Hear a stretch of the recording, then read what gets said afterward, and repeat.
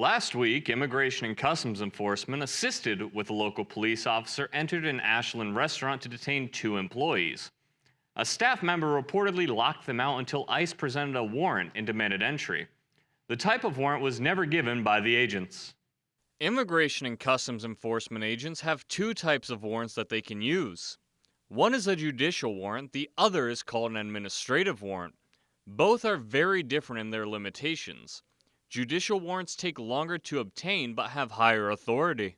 Anytime there's probable cause that someone has committed a crime, a judge has signed the warrant. And so just like this is what allows, police officers to enter your home, for example, to put you under arrest because there's probable cause that you've committed a crime.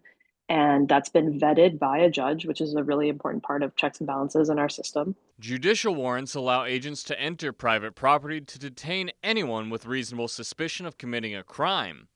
Administrative warrants are much easier to obtain, but have far less power than its counterpart. Administrative warrant is just a piece of paper that's created internally by ICE or whomever, Homeland Security, that says they're looking for someone.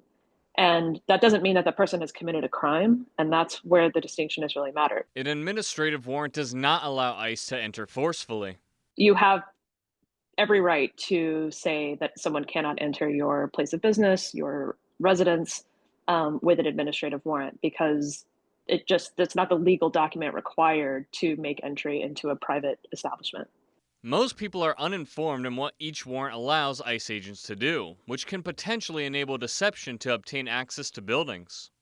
They're not wrong in calling an administrative warrant a warrant, but that's where it's sort of, in my view, taking advantage of what the public doesn't necessarily understand about this. One of the restaurant employees has been identified as Luis Gomez, but immigrant advocacy groups have been unable to locate where he's being held or if he's even still in the country. For Newswatch 12, I'm Logan Mish.